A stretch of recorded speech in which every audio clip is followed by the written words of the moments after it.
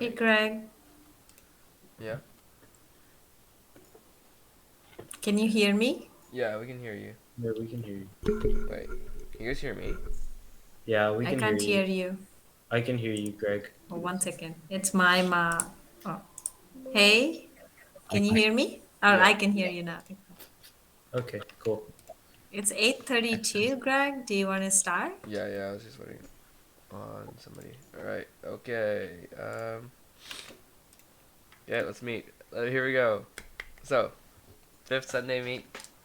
Um, attendance. I'll do that later. Do you want to record it? Yeah, I'm recording right now. Okay. Um, we're gonna go through the agenda. So, our weekly schedule. Lamar and Carnegie hasn't changed the weekly schedule uh, from what I can tell, unless they changed anything. Any By the way, changes? your screen was black for a sec. Okay. Oh. Did somebody I from can see Lamar now. or Carnegie verify that? No changes in schedule? Correct. No change. Okay. Except Westside. just beware on Thursday we have a what's called a scrimmage for Vex. So you'll probably have 0 people. Okay. Uh,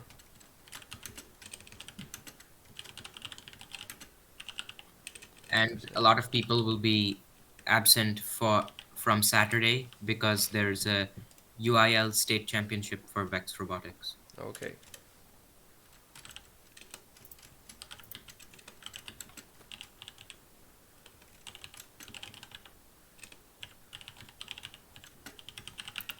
All right. Westside, we've changed our meeting from Tuesdays and Thursdays to Monday and Wednesday because of Rosenda's has some availability issues. And then, yeah, it's our schedule, skills overview. Programming, they're going to be focusing on getting the Swerve ready again. I think there's been decent progress on Saturday. Um, it's very important that everybody gets on GitHub also. I think Andy has the GitHub link in the code channel. You scroll up a little bit, you send him a message, he'll get you in. CAD, we need to try and get the full version 1 CAD up. So that means everything, the intake sawmill's working on our first the Everybot arm, Swerve drive, electronics, everything in there. It's very important that we get that as soon as possible, right? For mechanical, we're gonna be doing we're gonna finishing our version 1 prototype. As much of that done as possible. That's our main goal. And some school updates. Over at Lamar, and Sem has been doing bumpers, so we've gotten the bumper wood cut out and kind of assembled. Samuel, I know you've been doing the intake stuff.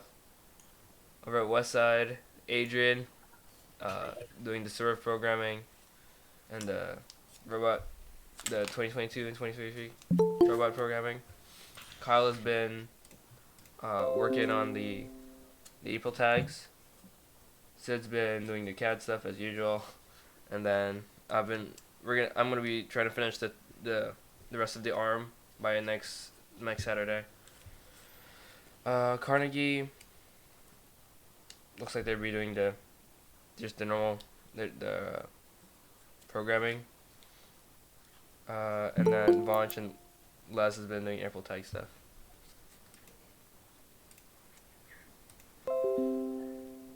Okay, some more roles. So as usual, we need to try and get our individual tasks, as much of that done as much of that finished as much as possible. So I know Aya's been doing the design stuff. The T-shirts and the banner isn't pretty much done. I think we finalized those from what I've heard. You're still showing the previous slide. You want to move to the next one? The roles. Yeah, it's still showing the slide called school updates. Oh, what?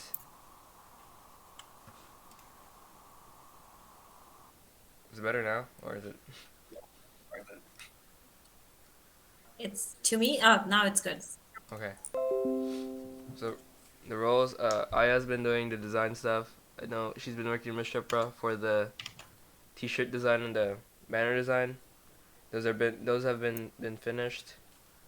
In terms of documentation, Samuel's been keeping out on the Chief Delphi posts. I've been doing the meeting minutes and slides, and Andy's been posting a lot of stuff on YouTube, Twitter, and Instagram. We still need something for inventory. I know Anthony's been wanting to do inventory for Westside at least. Sid's just been doing procurement stuff. Yeah, and I think Miss Shipra has been doing our awards. I once been did. I think that most of the I deadlines have passed, right? So ninth is the due date for our, like, the first round of awards. Mm-hmm. I'm working on the Woody Flowers Award right now. If anyone's interested in reviewing that, and I know I've picked up, like, parts from Sid and Sawmill, and Andy gave me some, and Les told me some. So, I have a lot of things to compile now, but I would love for somebody to work together. I did work a little with me, but I'm going to, like, kind of create a rough draft and share, if you guys want to take a look and suggest any improvements. So that's due on the 9th. Great. And when's there's a second deadline also, right? So the impact award is due on the 16th. So those are the only two we submit. For other awards I have not looked into. But yeah, I think Andy and I spoke only about the Woody Flowers and the impact. And the dean's list he's already submitted, I think. Or he was going to submit before the 9th. 9th is the due date for the deans as well. Okay. Great. Okay. Now we do individual stuff. I'm gonna be talking about the arm. So let me wait. I changed sharing tabs. Hold up. Do screen share. Okay. All right. Cool. So we've got a lot of the whole top arm part has been finished. So as you can see, the main like arm geometry is done. We still need the intake plates; those are coming in a bit later. Probably I think in the next few days they're actually gonna come in. I think maybe tomorrow. Um, Over at West Side, we're gonna be building the top strut. So the topmost wooden beam, as you can see in the picture, we're gonna be building that. Hopefully that we can try and finish that by next Saturday. Uh, yeah, and then after that, we'll just be finishing the smaller stuff. So like bumper, I think we're doing belly pan and some of the electronics mounting stuff. Once we get that kind of sorted out, we're gonna be starting to get that all together. Okay.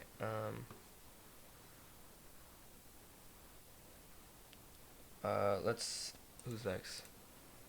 Sid, you can talk. Your turn. Um, okay. So I've been working a lot on uh, CAD stuff for the arm and mounting shifts and stuff.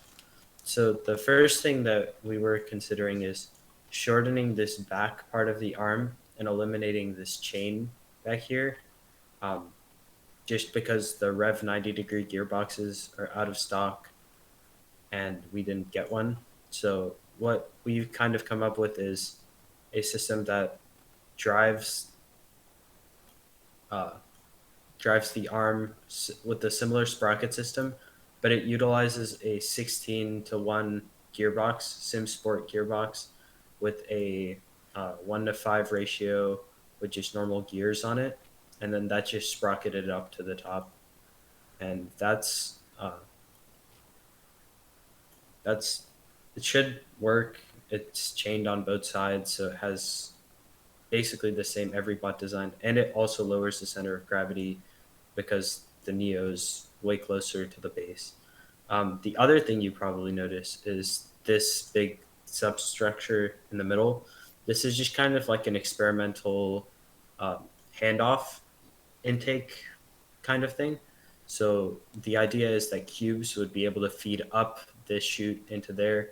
But again, this is just kind of something that we've been talking about and that I cut it up real quick. So this isn't like what we're doing by any means yet. It just depends on the intake and how that goes. That's the progress we've made on CAD. Hopefully, this week we'll get a full layout with the CAD, with bumpers, batteries, and we can start manufacturing some of that stuff at all of the schools. Yeah, I'd like to add for our first prototype. As you can see in the picture I showed earlier, most of it's wood. The main idea for our first I guess build of it is we're just trying to get the motion of the Everybot arm kind of sorted out so we can visualize how it works and see how modifications we'll make to it will change the change the scoring potential and the movement.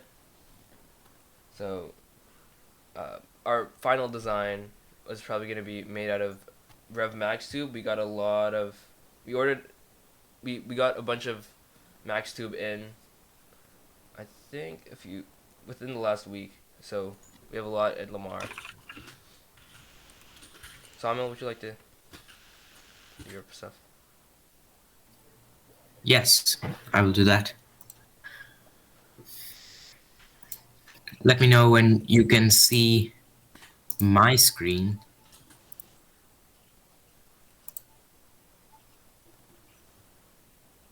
You can see it. Can you see my screen share? Yeah. Excellent. So I'll just take a few minutes of your time and give you an update on the ground intake. If you recall, this was our design from last Saturday and also like this yesterday's meeting. So for this past week, this is the design that we've been going with, which takes in cones, takes in the yellow cones from the middle of the two holes over here, and it takes in the cubes underneath against the bumpers right here. The disadvantage of this plan was that if we just went ahead with this design blindly, we would have three different positions with the intake, one which is all the way back like this, one which is halfway so that cubes can go underneath, and one that's all the way down so that cones can go through the middle. So right now what we have made at Lamar is version 2, which looks like this. It looks much nicer aesthetically, and it also hopefully functions better because you can see that this gap is wider, and this wider gap serves the main purpose of being able to only be in two positions. One is all the way back, and the other position is just all the way front, where the cubes and the cones can come in from the same place. So if you look, I'll show you on the whole robot. This was the old one, and this is the new one. So the new one, it has the same type of linkage. One of the fun features I did was these two bars I kept with the same geometry, and then I was able to do the geometric calculations for it to make sure that the 4 bar linkage distances for everything can remain the same, and only the plates change. So we can test both of them against each other really easily.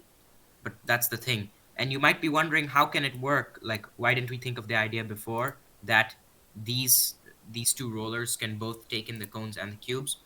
One of the reasons is because the cone has to now go all the way in, unlike before. If you just check on Slack, we have the video. The cone only used to go a little bit, so we could make the whole linkage much shorter. But now the cone has to go all the way in. And B, this gap might still look very, very small for how big a cube is, because cubes are about 9 inches tall and the gap between these is only 2.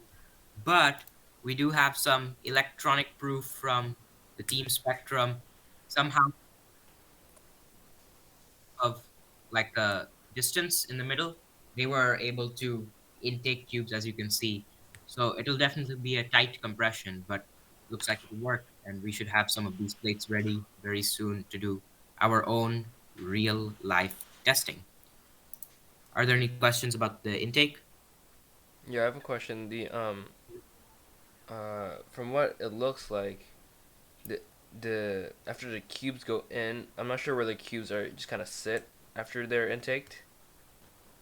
Good question. So when it goes through here, it'll just sit in the middle right now. You can imagine there would be a bumper right here. Oh, you could imagine there would be a bumper like right there. So they would sit against the bumper, and when this whole linkage comes up, oh, I just clicked something else. When this whole linkage comes back up, the cube will come up along with it. So I think, hold on, Spectrum might have a picture of something like that. Yeah, something like this. So if you look in this picture right here, they have it just sitting inside. And that would be the first stage, which is just the cube can sit with us and we can rescore onto the floor if we wanted to. Then the second level, level two, will be to see if we can launch it using some type of flywheel system into the medium or high goal. And then the third level of our intake prototyping would then be to do what Siddharth was talking about previously with the handoff through the middle of the robot from the ground intake into the Everybot arm. I have to ask on that again. How does Mhm. the cube exit our intake without The the cube handoff? Let's say. oh, the cube just exits the same way it came through. Oh, okay. All right. Yeah, So it it just just reverse. compresses it the same way. Correct. I Yeah. see. Okay. Cool. Um, and then I think. Oh yeah, I'm gonna show my code diagram. So I made this not long ago. This should be our. Oh wait, I'm not sharing my screen. Whoops. You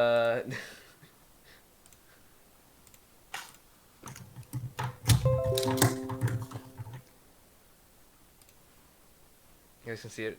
The Slack. Yes, I can see. Okay, I made Yes. this not long ago. This is my current understanding. Me and Adrian's current understanding of how Swerve kind of works. So all the red, everything in red is um, some hardware, right? So the idea is, this is at least me and Adrian, what our plan going forward is going to be. We're going to try and make a kind of diagram as to what's this Swerve, the code looks like in terms of the flow of information and data, in order for us to get a better understanding of how our code kind of works. So when something breaks, we know where it broke, or if it's a where the logical error, how we can fix this logical error that comes up after that. So yeah, the idea is after this, we're gonna expand on this, and rather than having a very like general boxes that says like, oh, desired sort of states, we're gonna have uh, boxes that correspond, the name of the boxes that correspond to the actual name of the class within the within our code. Oh, I should do April tags also. In terms of April tags, we've been able to get uh,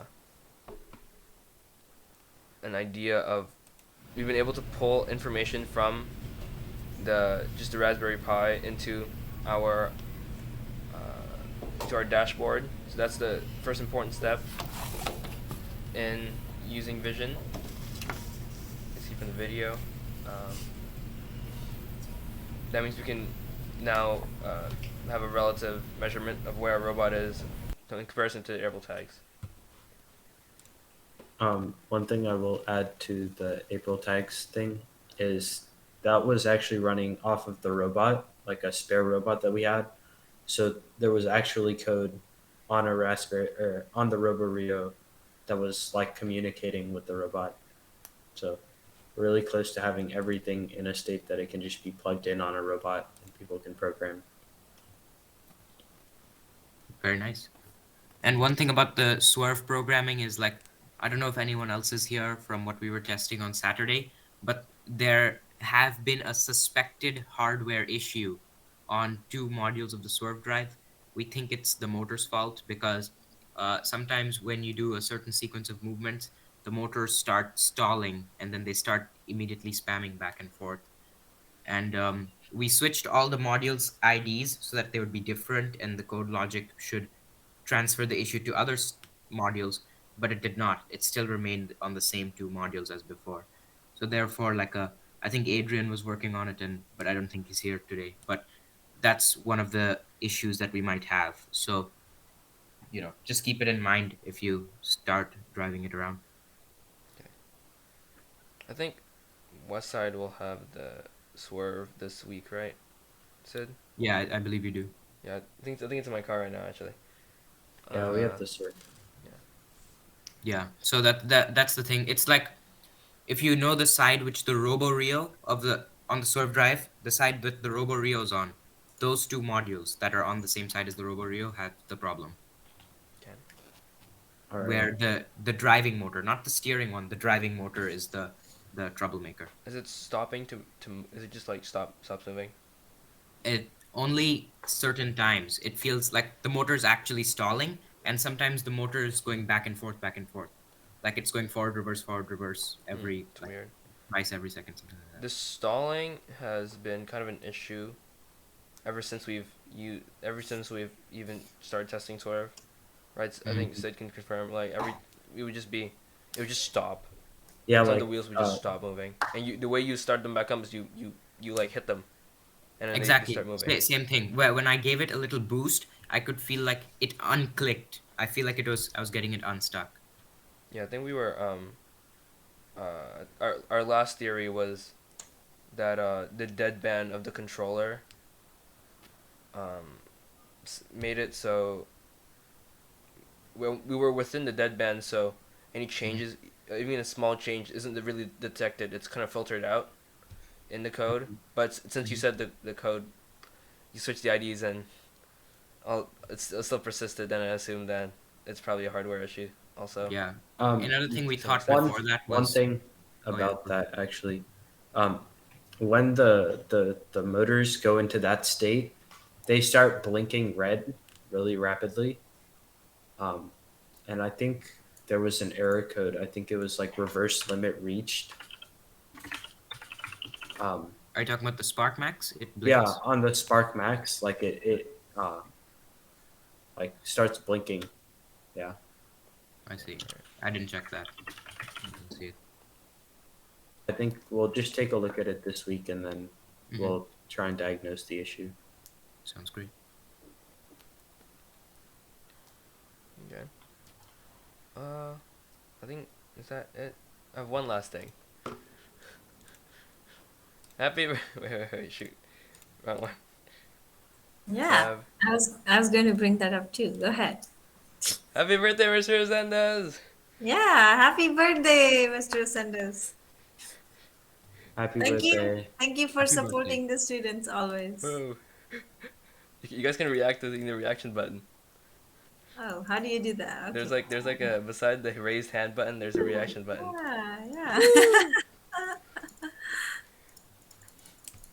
Yeah, I don't know Whoa, if he's he's really here. like I think. he's seeing it. here. Awesome. All right. I think that's it. Um. Yeah, I think that's it for this week. I'm gonna end the recording. Excellent.